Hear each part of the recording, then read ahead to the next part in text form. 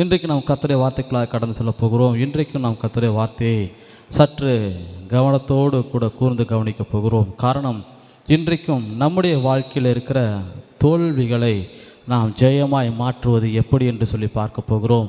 இன்றைக்கு நம்முடைய வாழ்க்கையிலே நமக்கு முன்பாக இருக்கிற எதிர்மறையான காரியங்கள், எதிர்மறையான சூழ்நிலைகளை எப்படியாய் மாற்றுவது, எப்படியாய் மாறும் என்று சொல்லி இன்றைக்கு நாம் பார்க்க போகிறோம். நம்முடைய வாயிலிருந்து புறப்படுகிற ஒவ்வொன்றும் வார்த்தை என்று நாம் சொல்லுகிறோம். அதே நம்முடைய இருதயத்தில் நாம் பேசுகிற ஒவ்வொரு வார்த்தைகளையும் நம்முடைய எண்ணங்களாய் உண்டாயிருக்கிறது. பாருங்கள், நம்முடைய வார்த்தைகளும் நம்முடைய எண்ணங்களும் ஒரு படத்தைப் போலவே படமாகவே நம்முடைய மனதிலே பதிந்திருக்கிறது. நாம் ஒரு சிங்கம் என்று சொல்லுவோமானால், சிங்கம் என்று ஒருவர் சொல்ல நாம் கேட்கும் பொழுது நம்முடைய மனக்காட்சியிலே சிங்கம் தோன்றுகிறது. யானை என்று சொல்வோமானால் யானையின் உருவம் நமக்கு முன்பாக காட்சியளிக்கிறது. காரணம், நாம் அவைகளை பார்த்திருக்கிறோம். அந்த பெயரை நாம் கேட்கிற பொழுது அந்த பெயரை கேட்ட மாத்திரத்திலே அந்த உருவம் நம்முடைய கண்களுக்கு முன்பாக வருகிறது. இவர் நல்லவர் என்று சொல்லி ஒருவரை குறித்து சொல்வோமானால் அவர் நல்லவர் என்பதற்காக நாம் ஒரு படத்தை வைத்திருப்போம். அந்த ஒரு படம் நம்முடைய கண்களுக்கு முன்பாக வரும். இவர்கள் கெட்டவர்கள், இவர்கள் மோசமானவர்கள் என்று சொல்லி சொல்வோமானால் அதற்குண்டான ஒரு படத்தை நாம் நம்முடைய மனதிலே பார்க்கிறோம். பாருங்கள், எல்லோருமே நம்முடைய குடும்பத்தினரை, நண்பர்களை, உறவினர்களை, சொந்தங்களை குறித்து ஒரு படம் வைத்திருக்கிறோம். மனைவி குறித்து ஒரு கணவர் ஒரு படத்தை வைத்திருப்பார். என் மனைவி ரொம்ப வாயாடி என்று சொல்லி வைத்திருப்பார். கணவரை குறித்து மனைவி ஒரு படம் வைத்திருப்பார். பிள்ளைகளை குறித்து பெற்றோர்கள் ஒரு படத்தை வைத்திருப்பார்கள். அந்த படம் எப்படியா இருக்கும் என்று சொல்லி தெரியவில்லை. ஒவ்வொருவரும் ஒவ்வொரு வகையான படத்தை வைத்திருப்பார்கள். ஆக மொத்தத்தில் எல்லோரும் எதிர்மறையான அல்லது தன்னுடைய வாழ்க்கையிலே அவர்கள் எதை பெற்றுக்கொள்ள வேண்டுமோ அதை பெற்றுக்கொள்ள ஏதுவானவைகளாக இல்லாதபடி தன்னுடைய மனதில் என்னவெல்லாம் தோன்றுகிறதோ அந்த நபரை குறித்து என்னவெல்லாம் தோன்றுகிறதோ அப்படியாகவே அவர்களை குறித்த ஒரு படத்தை அவர்கள் மனதில் வைத்திருப்பார்கள். தன்னுடைய மகனை குறித்து ஒரு படம் வைத்திருப்பார்கள். என்னவென்று சொல்லி பார்ப்போமானால், இவன் கீழ்ப்படியாதவன் என்று சொல்லி ஒரு படத்தை வைத்திருப்பார்கள். மகளை குறித்து பார்ப்போமானால், என் மகள் கீழ்ப்படியாதவள், எதிர்த்து பேசுகிறவர்கள், என நான் சொல்லுகிற வார்த்தைக்கு கீழ்ப்படியாமல் அப்படியே அசட்டை செய்கிறவளாக இவள் இருப்பாள் என்று சொல்லி மகளை குறித்து நாம் பார்க்கிறோம். தம்பி, அண்ணன், அப்பா, அம்மா எல்லாரை குறித்தும் நாம் நம்முடைய மனதிலே ஒரு படத்தை வைத்திருக்கிறோம். ஏன், நம்முடைய நண்பர்களை குறித்து கூட நாம் ஒரு படத்தை வைத்திருக்கிறோம். நம்முடைய போதகர்களை குறித்து, நம்முடைய வாழ்க்கையிலே அன்றாட நம்முடைய வாழ்க்கையிலே இடைபடுகிற ஒவ்வொரு நபரை குறித்தும் நாம் ஒரு படம் வைத்திருக்கிறோம். ஒவ்வொருவரும் இப்படிப்பட்டவர்கள் என்று சொல்லி நாம் ஒரு படத்தை வைத்திருக்கிறோம். மற்றவர்களை குறித்து மாத்திரமல்ல, நம்மை குறித்து கூட நாம் ஒரு படம் வைத்திருக்கிறோம். நான் யார் என்று சொல்லி எனக்கு மட்டுமே தெரியும். அதுபோலவே நாம் யார் என்பது நமக்கு நன்றாக தெரியும். நாம் நம்மிடத்தில் பொய் சொல்ல முடியாது. பாருங்கள், நாம் யார் என்பது நமக்கு நன்றாக தெரியும். வெளியிலே மற்றவரிடத்தில் நம்மை குறித்து நாம் பேசுகிற பொழுது எனக்கு எல்லாம் தெரியும், நான் அப்படி இப்படி என்று சொல்லி நம்மை குறித்து பெருமையாக சொல்லிக்கொள்ள முடியும். ஆனால் உள்ளத்திலே நம்மை குறித்து நாம் பார்க்கிற பொழுது, நான் யார் என்று என்னை குறித்த படத்தை நான் பார்க்கும் பொழுது உண்மையை நாம் ஒற்றுக்கொள்வோம். என்னவென்றால், நான் ஒரு தோல்வி மனப்பான்மையுடையவன். நான் செய்கிற காரியங்கள் வாய்க்காது, இந்த காரியம் எனக்கு வராது, இது எனக்கு தெரியாது. நான் ஒரு காரியத்தை துவங்கும் பொழுது சரியாக துவங்குவேன், ஆரம்பித்துடுவேன். ஆனால் முடிவு எப்பொழுதுமே தோல்வியிலே சென்றடையும். இந்த காரியம் எனக்கு சரியாக வராது, அவருக்கு அது சரியாக வரும் என்று சொல்லி நம்மை குறித்து நாம் இப்படிப்பட்ட ஒரு படங்களை நம்முடைய மனதில் வைத்திருக்கிறோம். பாருங்கள், மற்றவர்களை குறித்தும் நாம் ஒரு படத்தை நம்முடைய இருதயத்தில் வைத்திருக்கிறோம். நம்மை குறித்தும் நம்முடைய இருதயத்தில் ஒரு படத்தை வைத்திருக்கிறோம். நாம் என்ன படங்களை நம்முடைய இருதயங்களில் வைத்திருக்கிறோமோ அந்த படத்தை போலவே, அந்த தோற்றத்தைப் போலவே அந்த மற்ற நபர்கள் எல்லோரும் நம்முடைய வாழ்க்கையில் அப்படியாகவே பிரதிபலிக்கிறவர்களாக இருக்கிறார்கள். என்னுடைய நண்பன் என்னை ஏமாற்றுகிறவன் என்று சொல்லி, ஏமாற்றுக்காரன் என்று சொல்லி ஒரு படத்தை நாம் வைத்திருப்போமானால், நாம் அவருடைய நண்பர் அவரை ஏமாற்றுகிறவராகவே அவருடைய வாழ்க்கையில் இருப்பார். எனக்கு தெரியாது என்று சொல்லி நாம் சொல்லுகிற பொழுது நாம் அதை தெரியாதவராகவும் தெரிந்து கொள்ள விருப்பமில்லாதவரை போலவுமே நாம் காணப்படுவோம். பாருங்கள், இந்த காரியங்களை எப்படி நாம் மாற்றுவது? இந்த காரியங்களை எப்படி நாம் மாற்றுவது? நம்மை குறித்த படம் நம்முடைய இருதயத்திலே மாறும் பொழுது நம்முடைய வாழ்க்கையிலே மாற்றம் வரும். இந்த படத்தை நாம் மாற்றியாக வேண்டும். ஆண்டவரும் கூட எல்லாவற்றையும் காட்சியாக கொடுத்து இப்படியாக நான் உன்னை ஆசீர்வதிப்பேன், இப்படியாக உன்னை பெருக பண்ணுவேன் என்று சொல்லி வேதத்தில் அநேக காரியங்களை நமக்கு கொடுத்திருக்கிறார். நாம் அதிகமாக வேதம் வாசித்தாலும் அதிகமாக ஜெபித்தாலும் நாம் நம்மை குறித்த படத்தை மாற்றிக்கொள்ள தயங்குகிறோம். வேதத்தில் ஆண்டவர் யாருக்கெல்லாம் இப்படியாக படத்தை கொடுத்தார், மனதின் எண்ணங்களிலே காட்சியை கொடுத்தார், எப்படியாக அவருடைய எண்ணங்களை மாற்றினார், எப்படியாக அவருடைய வாழ்க்கையிலே நன்மை வந்தது, தொடர்ந்து நாம் எப்படி நம்முடைய மனதின் காட்சிகளை மாற்றி அமைக்க வேண்டும் என்று சொல்லி வேகமாக நாம் வாசிப்போம். வேதாகமத்தில் நாம் முதலாவது ஆதியாகமம் 11வது அதிகாரம் 30வது வசனத்தை நாம் வாசிக்கப் போகிறோம். ஆதியாகமம் 11வது அதிகாரம் 29, 30 2 வசனங்களை நான் வாசிக்கிறேன் உங்களுக்காக. ஆபிரகாமும் நாகோரும் தங்களுக்கு பெண் கொண்டார்கள். ஆபிரகாமுடைய மனைவிக்கு சாராய் என்று பேர். 30வது வசனம், சாராய்க்கு பிள்ளை இல்லை, மலடியாயிருந்தாள். இந்த வசனத்திலே நாம் சாராயை குறித்து நாம் பார்க்கிறோம். சாராள் என்று நாம் அழைக்கிற சாராயை குறித்து நாம் பார்க்கிறோம். சாராயை குறித்து வேதம் அறிமுகம் செய்கிறது. ஆபிரகாமின் மனைவி சாராய், இவர்கள் பிள்ளை இல்லாதவள், இவள் மலடி என்று சொல்லி வேதம் இவர்களை குறித்து அறிமுகம் செய்கிறது. வேதாகமத்திலே சாராயை குறித்து வேதம் சொல்லுகிறது, இவள் பிள்ளை இல்லாதவள், இவள் மலடி என்று சொல்லி ஆபிரகாமின் மனைவியாக இருக்கிற இவளுக்கு குழந்தை இல்லை என்று சொல்லி வேதத்திலே இவர்களை குறித்து அறிமுகம் செய்கிறது. இந்த இடத்திலே சாராய் தன்னுடைய மனதிலே தன்னை குறித்து எப்படிப்பட்ட படம் உடையவளாக இருப்பாள் என்று சொல்லி நாம் யோசித்து பார்ப்போமானால், சாராய் இப்படியாக நினைத்திருப்பாள், நான் பிள்ளை பெற தகுதி இல்லாதவள், நான் மலடி, நான் ராசி இல்லாதவள், நான் மற்றவரால் ஒதுக்கி வைக்கப்படுகிறவள், நான் மற்றவரால் புறக்கணிக்கப்படக்கூடிய ஒரு இடத்தில் நான் இருக்கிறேன். ஆகவே நான் மற்றவர்களுக்கு முன்பாக செல்லக்கூடாது. நான் மற்றவரால் புறக்கணிக்கப்படுவதற்கு முன்பதாகவே நானாகவே ஒதுங்கி கொள்ள வேண்டும். காரணம், எனக்கு குழந்தை பாக்கியம் இல்லை. குழந்தை பாக்கியம் இல்லாத பொழுது நான் என்னுடைய கணவருக்கு நட்பெயரை கொடுக்க முடியாது. என் கணவருக்கு நட்பெயரை கொடுக்க முடியாத பொழுதினாலே நான் என்னையே வாழ தகுதி இல்லாதவளாக நான் கருதுகிறேன் என்று சொல்லி தவறான அப்படிப்பட்ட ஒரு படத்தை தன்னுடைய இருதயத்தில் வைத்தவளாக இருந்தாள் சாராய். ஆனால் பாருங்கள், ஆண்டவர் ஆபிரகாமை ஆசீர்வதித்தார். ஆபிரகாமை ஆசீர்வதிக்கும் பொழுது ஆபிரகாமுடைய மனைவியாக இருக்கிற சாராயையும் அவர் ஆசீர்வதிக்க விருப்பமுள்ளவராக இருந்தார். சாராயினுடைய இருதயத்தின் படத்தை ஆண்டவர் மாற்றும்படியாகவே என்ன செய்தார் என்று சொல்லி பார்ப்போமானால், ஆதியாகமம் 15வது அதிகாரத்திலே ஆபிரகாமோடு கூட ஆண்டவர் பேசினார். வேதத்தில் நாம் எடுத்து வாசிப்போம். ஆதியாகமம் 17வது அதிகாரத்தினுடைய 5வது வசனத்திலே ஆபிரகாமிடத்திலே ஆண்டவர் இப்படியாக பேசுகிறார். 5வது வசனம், இனி உன் பேர் ஆபிராம் எனப்படாமல் நான் உன்னை திரளான ஜாதிகளுக்கு தகப்பனாக ஏற்படுத்தினபடியால் உன் பேர் ஆபிரகாம் எனப்படும். உன்னை மிகவும் அதிகமாய் பலுக பண்ணி உன்னிலே ஜாதிகளை உண்டாக்குவேன், உன்னிடத்திலிருந்து ராஜாக்கள் தோன்றுவார்கள் என்று சொல்லி ஆபிரகாமுடைய பெயரை மாற்றுகிறார். நீ ஆபிராம் அல்ல, நீ திரள் ஜாதிகளுக்கு தகப்பனாயிருப்பாய், நீ ஆபிரகாம் என்று சொல்லி அவருடைய பெயரை மாற்றுகிறார். தொடர்ந்து சாராயை குறித்து பேசுகிறார். 15வது வசனத்தில் சொல்லுகிறார் பாருங்கள், பின்னும் தேவன் ஆபிரகாமை நோக்கி, உன் மனைவி சாராயை இனி நீ சாராய் என்று அழையாதிருப்பாயாக, சாராள் என்பது அவளுக்கு பேராயிருக்கும். 16வது வசனம், நான் அவளை ஆசீர்வதித்து அவளாலே உனக்கு ஒரு குமாரனை தருவேன், அவள் ஜாதிகளுக்கு தாயாகவும் அவளாலே ஜாதிகளின் ராஜாக்கள் உண்டாகவும் அவளை ஆசீர்வதிப்பேன் என்றார். பாருங்க, ஆபிரகாமுக்கு ஆண்டவர் இப்படியாய் உங்களை நான் ஆசீர்வதிக்கப் போகிறேன், உன்னை திரள் ஜாதிகளுக்கு தகப்பனாக வைக்கப் போகிறேன், உன் மனைவியை திரள் ஜாதிகளுக்கு தாயாக வைக்கப் போகிறேன், நீங்கள் இப்படியாக தான் வாழப் போகிறீர்கள் என்று சொல்லி ஆண்டவர் அவளுக்கு சொல்லுகிறார். இதற்கு முன்பாக 15வது அதிகாரத்திலும் கூட 5வது வசனத்தில் ஆண்டவர் ஆபிரகாமுக்கு தரிசனத்தை காண்பிக்கிறார். நீயும் உன் மனைவியும் உங்களுடைய வாழ்க்கை இப்படியாக இருக்கும், வானத்து நட்சத்திரங்களைப் போல நீங்கள் இருப்பீர்கள், இப்படியாக உங்களுடைய சந்ததி வளர்ந்து பெருகி இருக்கும் என்று சொல்லி ஒரு படத்தை காண்பிக்கிறார். வீட்டுக்குள்ளாக அமர்ந்திருக்கிற ஆபிரகாமை வெளியே அழைத்து, வானத்தை பார், வானத்து நட்சத்திரங்களை என்ன கூடுமானால் என்ன, அதுபோல உன்னையும் உன் சந்ததியும் நான் மிகவும் அதிகமாய் பெருக பண்ணுவேன் என்று சொல்லி ஒரு படத்தை காண்பிக்கிறார். ஆனாலும் அவர்கள் அதை நம்பவில்லை. ஆகவே ஆபிரகாமுக்கு ஆண்டவர் அவருடைய பெயரை மாற்றுகிறார், அவருடைய மனைவியினுடைய பெயரை மாற்றுகிறார். இனி நீங்கள் ஜாதிகளின் தகப்பனாய் தாயாய் இருப்பீர்கள் என்று சொல்லி அவருடைய மனதின் படத்தை மாற்றும்படியாக ஆண்டவர் அவருடைய பெயரை மாற்றி அவரோடு கூட பேசுகிறார்.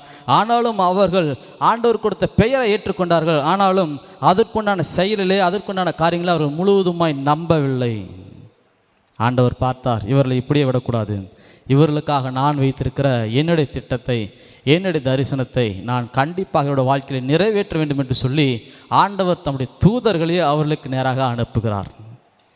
வேதத்தில் எடுத்துக்கொள்வோம். ஆதியாகமம் 18வது அதிகாரத்துக்கு நேராக வேதத்தை திருப்புவோம். 18:10-15 வரைக்கும் வேகமாக வாசிப்போம். அப்பொழுது அவர், ஒரு உட்பவ காலத்தில் நிச்சயமாய் உன்னிடத்துக்கு திரும்ப வருவேன், அப்பொழுது உன் மனைவியாகிய சாராளுக்கு ஒரு குமாரன் இருப்பான் என்றார். சாராள் அவருக்கு பின்புறமாய் கூடார வாசலில் இதை கேட்டுக்கொண்டிருந்தாள். ஆபிரகாமும் சாராளும் வயது சென்று முதிர்ந்தவர்களாயிருந்தார்கள். ஸ்திரீகளுக்குள்ள வழிபாடு சாராளுக்கு நின்று போயிற்று. ஆகையால் சாராள் தன் உள்ளத்திலே நகைத்து, நான் கிழவியும் என் ஆண்டவர் முதிர்ந்த வயதுள்ளவருமான பின்பு எனக்கு இன்பம் உண்டாயிருக்குமோ என்றாள். அப்பொழுது கர்த்தர் ஆபிரகாமை நோக்கி, சாராள் நகைத்து நான் கிழவியாய் இருக்க பிள்ளை பெறுவது மெய்யோ என்று சொல்வானேன்? கர்த்தரால் ஆகாத காரியம் உண்டோ? உட்பவ காலத்தில் உன்னிடத்திற்கு திரும்ப வருவேன், அப்பொழுது சாராளுக்கு ஒரு குமாரன் இருப்பான் என்றார். சாராள் பயந்து, நான் நகைக்கவில்லை என்று மறுத்தாள். அதற்கு அவர், இல்லை, நீ நகைத்தாய் என்றார். பாருங்க, இந்த சம்பவத்தில் பார்க்கிறோம். தூதர் சொல்கிறார், உட்பவ காலத்திலே உனக்கு ஒரு குழந்தை பிறக்கும், நிச்சயமாக இது நடக்கும் என்று சொல்லி அவர்கள் சொல்லி ஆசீர்வதிக்கிறார்கள். அப்பொழுது சாராய் அதை ஏற்றுக்கொள்ளவில்லை. காரணம், ஜாதிகளின் தாய் என்ற பெயரை பெற்றுக்கொண்ட பொழுதும் கூட அவருடைய இருதயத்தில் என்னவென்றால், எங்களுக்கு வயதாகிவிட்டது, பெண்களுக்கு உண்டான வழிபாடு நின்று போயிற்று, இயற்கையே எங்களுக்கு முரண்பாடாக இருக்கிறது, இயற்கையின்படியாகவும் உலக நீதியின்படியாகவும் நாங்கள் பிள்ளை பெற தகுதியற்றவர்களாக இருக்கிறோம்.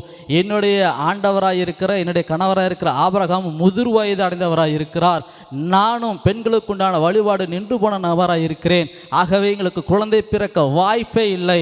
நான் மலடிதான், நான் மற்றவரால் புறக்கணிக்கப்பட்டவளாக தான் இருக்க வேண்டும். என்னுடைய வாழ்க்கையும் என்னுடைய எதிர்காலமும் என்னுடைய சூழ்நிலையும் இப்படியாகத்தான் இருக்கும் என்று சொல்லி அவள் நினைத்து கொண்டிருக்கிறாள். அதையே அவர்கள் அறிக்கை செய்யும்படியாக நகைக்கிறாள். சாத்தியமில்லாத ஒரு காரியத்தை இவர்கள் சொல்லுகிறார்களே என்று சொல்லி அவர்களை குறித்து பேசுகிறார். அவர்களை குறித்து சொல்லுகிற பொழுது அந்த தூதன் சொல்லுகிறார், கர்த்தரால் ஆகாத காரியம் உண்டோ? கர்த்தரால் ஆகாத காரியம் உண்டோ? ஆண்டவராலே கூடாத காரியம் ஏதாவது உண்டோ? சாராளே, நீ உன்னை குறித்து நகைக்க வேண்டாம். சாராளே, உன்னுடைய சூழ்நிலையை குறித்து நீ நகைக்க வேண்டாம். உன்னுடைய வாழ்க்கை குறித்து நீ நினைக்கிற காரியங்கள் தவறு. கர்த்தரால் கூடாத காரியம் ஒன்றுமில்லை. அவராலே எல்லாம் ஆகும். அவர் உனக்கு சொன்னதை நிச்சயமாய் நிறைவேற்றுவார். அவர் சொன்னதை நம்பு என்று சொல்லி தூதன் சொல்லுகிறான். நிச்சயமாக கர்த்தர் சொன்னதை செய்வார். நீ சந்தேகப்படாதே. நீயும் உன் கணவரும் சந்தேகப்படாமல் கர்த்தர் சொன்ன வார்த்தையை, அவர் கொடுத்த வார்த்தையை, அவர் கொடுத்திருக்கிற படத்தை உங்களுடைய மனதிலே பதிய வையுங்கள். அதை பாருங்கள், அதை பேசுங்கள்.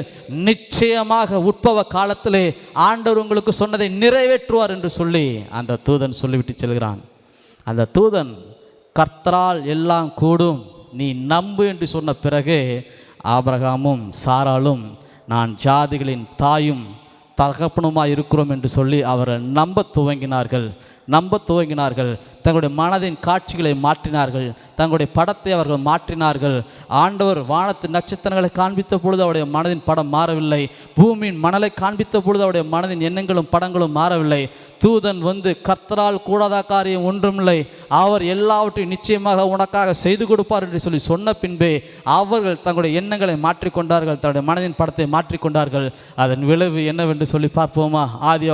ஆதியாகமம் 21வது அதிகாரத்தினுடைய முதல் 2 வசனங்களை நாம் வாசிப்போம். கர்த்தர் தாம் சொல்லியிருந்தபடியே சாராளின் பேரில் கடாட்சமானார். கர்த்தர் தாம் உரைத்தபடியே சாராளுக்கு செய்தருளினார். ஆபிரகாம் முதிர் வயதாக இருக்கையில் சாராள் கர்ப்பவதியாகி தேவன் குறித்த காலத்திலே அவனுக்கு ஒரு குமாரனை பெற்றாள். ஹல்லேலூயா! பாருங்கள், தூதர்கள் சொன்ன வார்த்தையை அவள் நம்பின பொழுது அவருடைய வாழ்க்கையிலே மாற்றம் வந்தது. அவருடைய மனதின் படம் மாறினது. அவர்களுடைய வாழ்க்கை மாறினது. அவர்கள் அதிகமாக வேண்டி விரும்பி எதிர்பார்த்து காத்திருந்த காரியம் குழந்தை பாக்கியமே, அந்த காரியத்தை அவர்களுக்கு வாய்க்க பண்ணினார். இன்றைக்கும் நாமும் கூட நம்முடைய வாழ்க்கையில் நம்மை குறித்து அநேக காரியங்களை எண்ணிக்கொண்டிருக்கிறோம், விரும்பி கொண்டிருக்கிறோம். ஆனால் நம்முடைய மனதின் படம் அதற்கு எதிர்மறையாகவே இருக்கிறது. நம்முடைய வாழ்க்கையிலே நம்மை குறித்து நாம் நிறையா அதிகமான எண்ணங்களையும் விருப்பங்களையும் உடையவர்களாக இருக்கிறோம். ஆனால் பாருங்கள், நாம் விருப்பத்தை வைத்திருக்கிறோம், அதற்கு ஏற்றால் போல் நம்மை குறித்து நாம் யோசிப்பதில்லை, நம்மை குறித்து நாம் வைத்திருக்கிற படத்தை மாற்றிக்கொள்வதில்லை. மற்றொரு நபரை நாம் பார்க்க போகிறோம். ஈசாக்கை குறித்து நாம் பார்க்க போகிறோம். ஈசாக்கை குறித்து ஆதியாகமம் 26வது அதிகாரத்தில் நாம் வாசிக்கிறோம். ஆபிரகாமின் காலத்தில் உண்டானது போலவே ஈசாக்கின் காலத்தில் ஒரு பஞ்சம் உண்டானது. ஆபிரகாமின் காலத்தில் உண்டானது போலவே ஈசாக்கின் காலத்தில் ஒரு பஞ்சம் உண்டானது.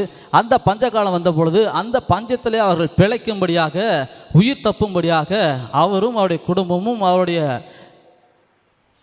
ஆடு மாடு மந்தைகளும் பிழைக்கும்படியாக, பஞ்சம் பிழைக்க வேறு எங்காவது சென்றாக வேண்டிய சூழ்நிலை வருகிறது. அவர்கள் பஞ்சம் பிழைக்கும்படியாக அவர்கள் வெளியே செல்கிறார்கள். வெளியே செல்கிற பொழுது அவர்களுக்கு கர்த்தர் தரிசனமாகிறார். பஞ்ச காலம் வந்து விட்டாயிற்று. பஞ்ச காலம் என்னவாக இருக்கும்? பஞ்சம் பிழைக்க, பஞ்சத்தில் இருக்கிற இடத்திலிருந்து பிழைக்க முடியாது, வேறு எங்காவது செல்ல வேண்டும் என்ற உடனே அப்படிப்பட்ட ஒரு சூழ்நிலை வந்த பிறகு ஈசாக்குடைய மனதிலே வந்த படம், ஈசாக்குடைய எண்ணம் என்னவாய் மாறின என்று சொல்லி பார்ப்போமானால், எனக்கு உதவி செய்ய யாரும் இல்லை, நான் ஒரு தனி ஆள், எனக்கு உற்றார் உறவினர்கள் நண்பர்கள் யாரும் உதவி செய்ய மாட்டார்கள், நானாக எல்லாவற்றையும் செய்ய வேண்டும், நான் எடுக்கிற முடிவும் நான் எடுக்கிற தீர்மானமுமே சரியானது, நான் அதன்படியே ஓடியாக வேண்டும், அதன்படியே செய்தாக வேண்டும், நான் மற்றவர்களை எதிர்பார்க்க முடியாது, காரணம் யாரும் எனக்கு உதவி செய்ய மாட்டார்கள். இதுதான் ஈசாக்கு தன்னை குறித்து மனதில் வைத்திருந்த படம். ஈசாக்கு பாருங்கள், நான் பிழைக்க வேறு எங்காவது செல்ல வேண்டும், வேறு எந்த மனிதத்தில் உதவியை கேட்க முடியாது, எதிர்பார்க்க முடியாது, நான் ஒரு தனியாள் என்று சொல்லி அவன் எதிர்பார்த்து அவன் பஞ்சம் பிழைக்க முடியாத வேறொரு பகுதிக்கு செல்கிறார். அப்பொழுது ஆண்டவர் அவனுக்கு தரிசனமாகி சொல்லுகிறார். 2வது வசனம், ஆதியாகமம் 26வது அதிகாரத்தினுடைய 2-3 வசனங்களை நாம் வாசிப்போம்.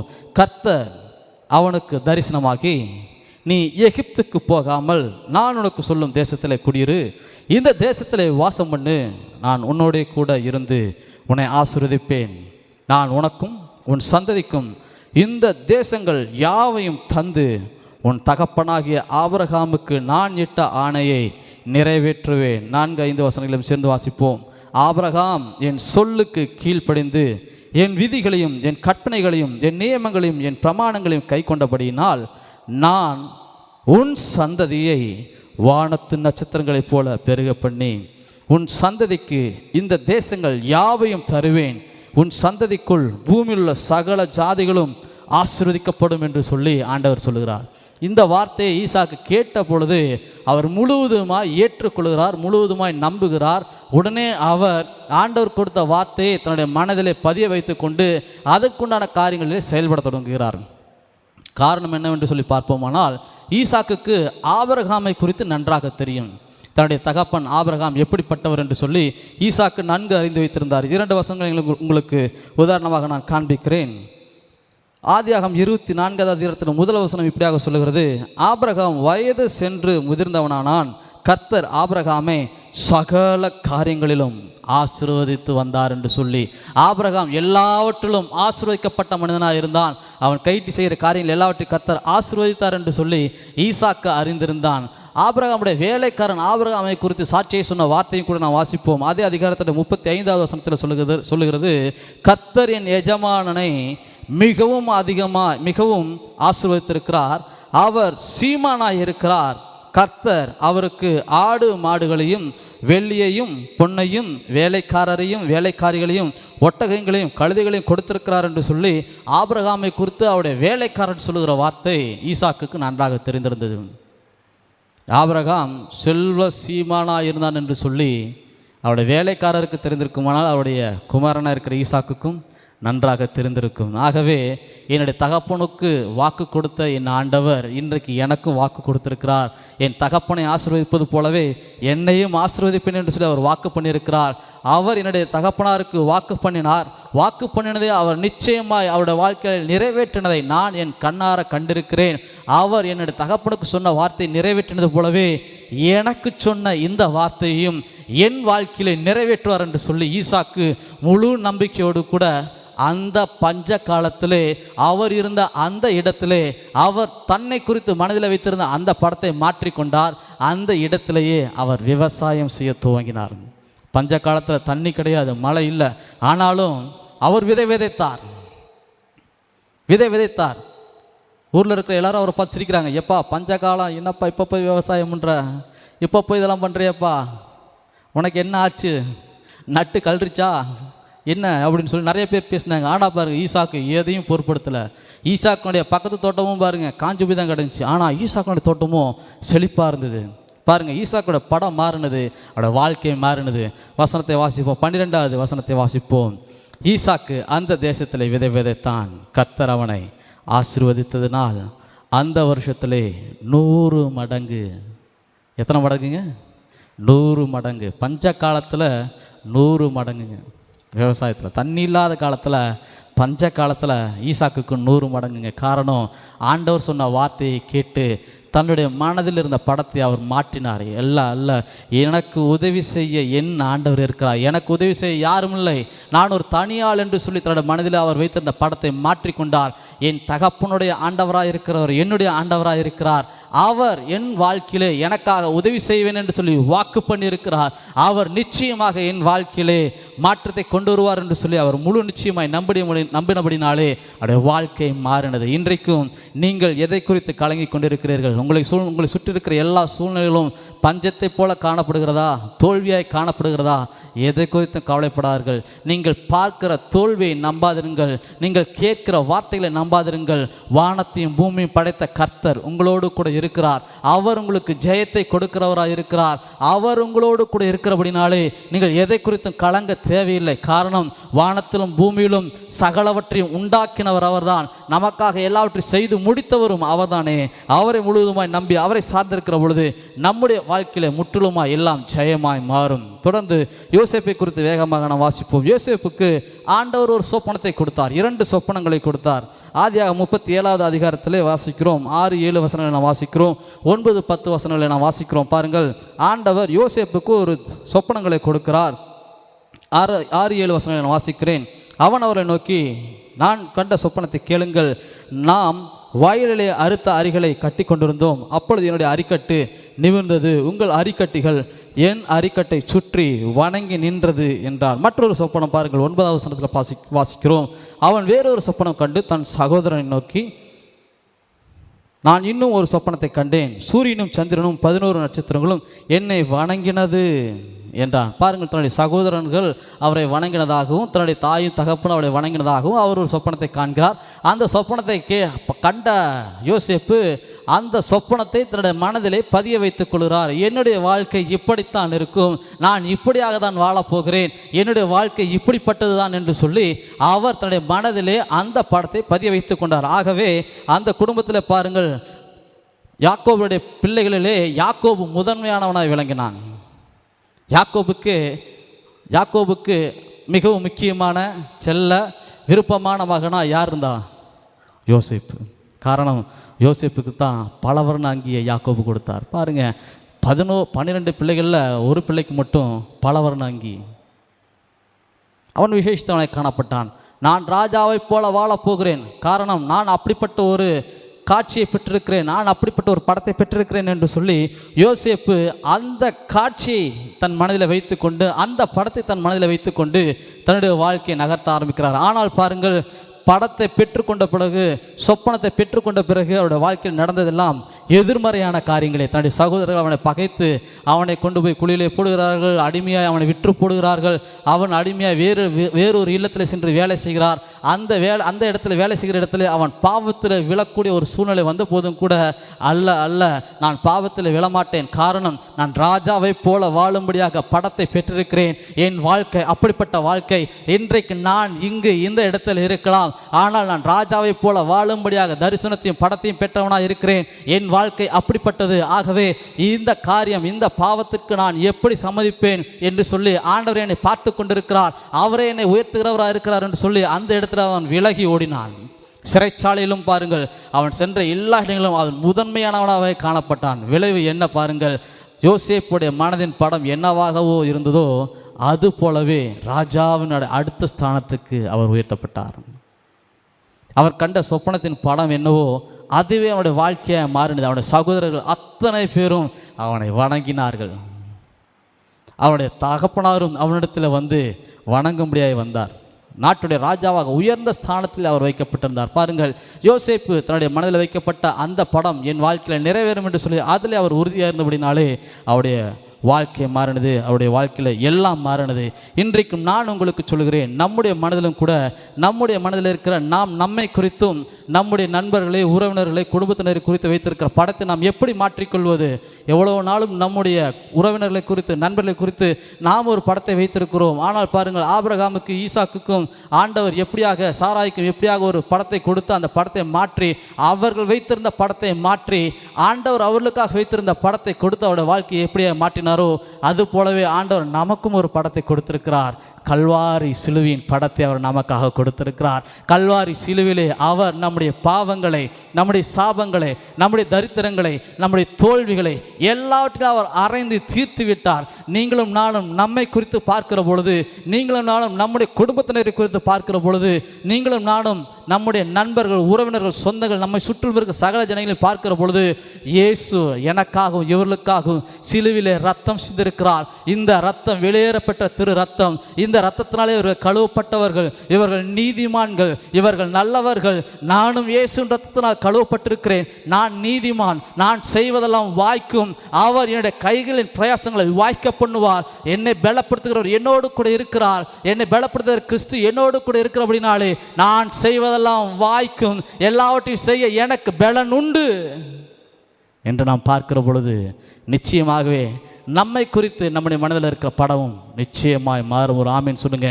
தினமும் கல்வாரி காட்சியை நாம் கண்ணோக்கி பார்க்கிற பொழுது, ஆண்டவராக இயேசு நமக்காக செய்த காட்சியை நாம் பார்க்கிற பொழுது நிச்சயமாகவே உங்களுடைய மனதில் நீங்கள் வைத்திருக்கிற படம் மாறும். எனக்காக என் ஆண்டவர் இயேசு இருக்கிறார், எனக்காக என் ஆண்டவர் இயேசு செய்திருக்கிற காரியங்கள் என் வாழ்க்கையில் நிச்சயம் நிறைவேறும் என்று சொல்லி அவருடைய இரத்தத்தையும் அவருடைய காயங்களையும் சிலுவையிலே கண்ணோக்கி பார்க்கிற பொழுது நிச்சயமாகவே நான் சொல்லுகிறேன், நீங்கள் உங்களை குறித்து எண்ணாதிருக்கும்படியாக அவர் உங்களுக்காக என்னவெல்லாம் செய்திருக்கிறாரோ அதை நோக்கி பார்க்கும்படியாக உங்களுடைய மனம் மாறும், உங்களுடைய சிந்தை மாறும். நீங்கள் முற்றிலுமாய் ஜெயம் பெறுகிற மனிதர்களாய் மாறுவீர்கள். காரணம், ஆண்டவராக இயேசு கல்வாரி சிலுவிலே நமக்காக மரித்து நமக்காக உயிர் தெழுந்ததன் மூலமாகவே நம்மோடு கூட அவர் புதிய உடன்படிக்கையின் மூலமாக நம்முடைய பாவத்திலிருந்தும் சாபத்திலிருந்தும் நமக்கு விடுதலை கொடுத்து முற்றிலுமாய் ஒரு ஆசீர்வதிக்கப்பட்ட வாழ்க்கையை நமக்கு முன்பாக வைத்திருக்கிறார். அதை நாம் நம்புகிற பொழுது, விசுவாசிக்கிற பொழுது, ஏற்றுக்கொள்கிற பொழுது நம்முடைய வாழ்க்கையும் அப்படியாக மாறும். ஒரு ஆமேன் சொல்லுங்க. ஆமேன். நாம் யாரும் எழுந்து நின்று ஜெபிப்போம்.